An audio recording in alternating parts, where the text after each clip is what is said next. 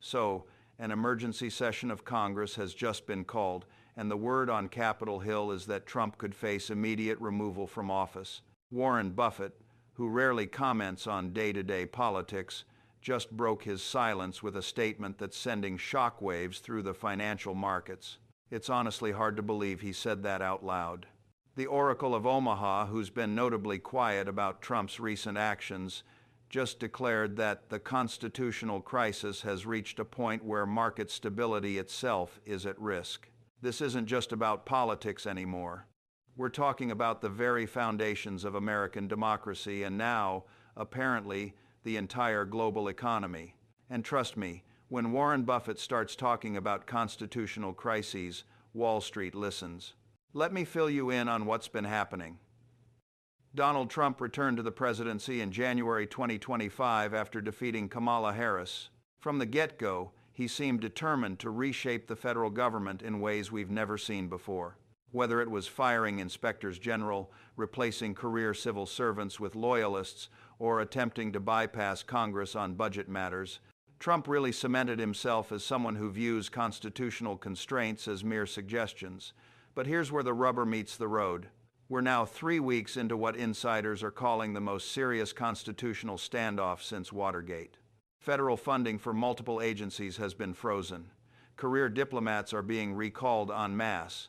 Military leaders are openly questioning the chain of command. This mess is unfolding because Trump and Congress are at a complete standoff over his attempt to unilaterally redirect billions in appropriated funds without congressional approval. And guess who's stuck right in the middle? Yep, every single member of Congress who took an oath to defend the Constitution. And before we go any further, let's be real for a second. The situation is complex, with legal arguments on multiple sides, but the core issue is straightforward. Can a president simply ignore Congress when it comes to spending taxpayer money? Now, back to the matter at hand. Reports from around October 23rd revealed just how furious Trump was with Republican senators who dared question his authority.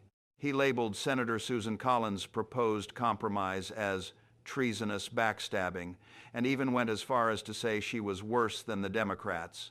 Talk about strong words. Essentially, Trump was calling anyone who didn't fall in line a traitor for not sticking to his exact wishes. And this wasn't a private conversation.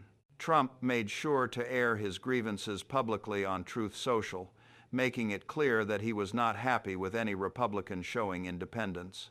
This announcement sent shockwaves through the GOP because it raised all sorts of questions. If Trump, the party leader himself, could turn against moderate Republicans, what did that mean for everyone else, scrambling to maintain their political futures? Now, this isn't the first time we've seen this. Trump's loyalty really only extends to himself. Whenever someone stops being useful or does something he doesn't like, he's quick to turn on them. We've spotted this pattern time and time again. Just think about how he turned on Jeff Sessions right after Sessions recused himself from the Russia investigation. Trump went from calling him a great senator to tweeting daily attacks, ultimately forcing him out of office. Sessions' political career in Alabama, once rock solid, was completely destroyed. Then there was Bill Barr. Trump wasn't pleased when Barr stated there was no evidence of widespread election fraud in 2020. Within days, Trump was calling his former Attorney General weak and a disappointment, effectively ending their relationship and Barr's influence in Trump circles. And let's not forget how he distanced himself from Mike Pence when Pence refused to overturn the election results on January 6th. Trump's supporters literally chanted about hanging his own vice president, while Trump remained silent for hours. Even Kevin McCarthy faced a similar fate when he initially criticized Trump after January 6th. Though McCarthy later tried to repair the relationship, Trump never forgot and was notably absent when McCarthy needed support during his speakership battles. Now, it looks like moderate Senate Republicans are in the hot seat. Here's where it gets interesting. This pattern is becoming all too familiar. You can show all the loyalty in the world and defend Trump every single day, but the moment you step out of line or cease to be useful, he'll toss you aside without a second thought. So, what did these senators do to tick off Trump? Well, it all boils down to the Constitution's separation of powers.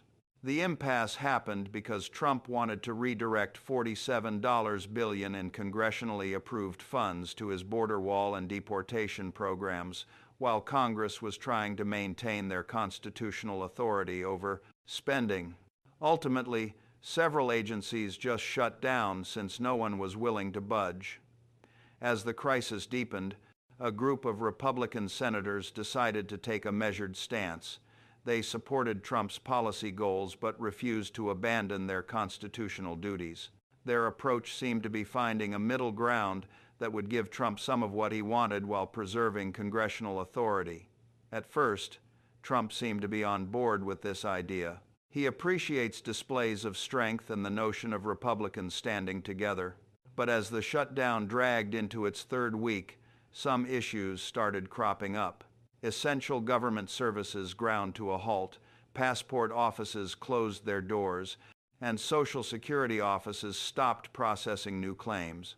While Trump's base remained steadfast and holding their ground, predictably, the public began to shift their blame toward Republicans overall. Polls indicated that Americans were increasingly frustrated with what they saw as a manufactured crisis. Now here's the kicker. This was the moment Trump began to sweat a little. You see, Trump values winning, maintaining power, and overall public perception. He doesn't want to be tied to a shutdown that's hurting ordinary Americans. That's definitely not the victory he seeks. And then moderate Republicans went ahead and made a move that, according to Trump, was a serious misstep. Senator Collins started looking for ways to compromise and figured she should work with Democrats on a bipartisan solution. She even considered supporting a continuing resolution that would fund the government while negotiations continued. But then, when Trump caught wind of all this, he absolutely lost it. In Trump's eyes, compromising is just a sign of weakness. Working with Democrats, that's pure betrayal. Any Republican who dares to break ranks is instantly labeled a traitor. Let's break this down. This left moderate Republicans in a tight spot. On one side, they really need Trump's backing to survive their primaries. The MAGA base will drop them like a hot potato if Trump gives the signal. On the flip side, they actually have to govern and face voters in general elections. That means figuring out how to keep the government running, maintain essential services, and not look like extremists. The tricky part is, all of that requires some level of compromise and bipartisan cooperation. So they're caught in a bind. They can either keep trying to please Trump, which means holding the line no matter what, and that only makes the crisis worse and paints Republicans in a bad light. Or they can do their actual jobs as senators, which means working across the aisle. But that'll definitely make Trump turn against them. It's a tough situation, and that's the mess Trump creates for Republican leaders. He demands complete loyalty and wants them to fight without budging. But then he points fingers when things go south. He's not shy about tossing them under the bus whenever it suits him. This whole scenario is causing major stress within the Republican Party. If Trump has turned on Susan Collins and is willing to publicly undermine his own allies, every GOP senator is left wondering if they're the next target.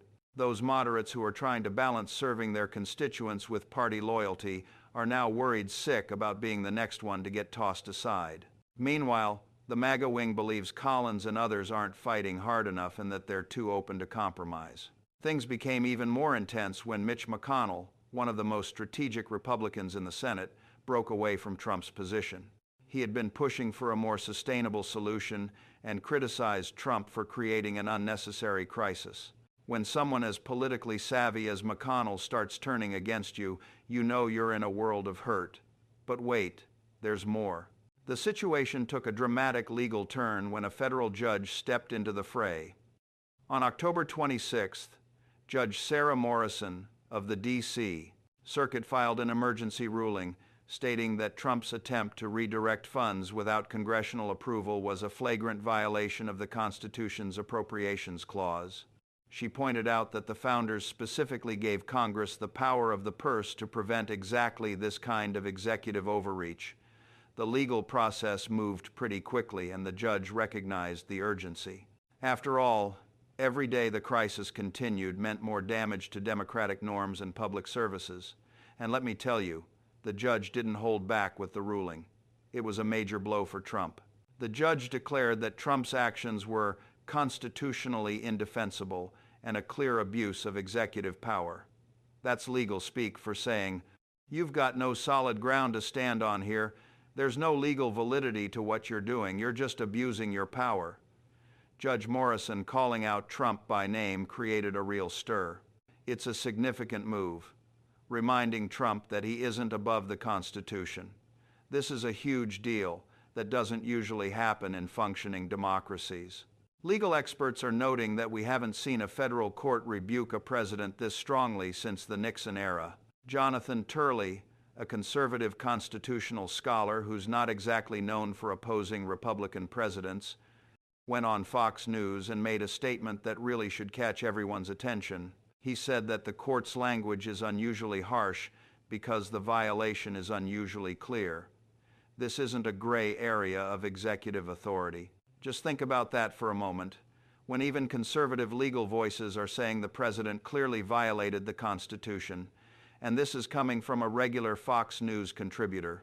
Andrew McCarthy, a former federal prosecutor and National Review columnist, mentioned that if this ruling stands, it essentially tells Trump he cannot govern by decree. The implications for his entire second-term agenda are staggering.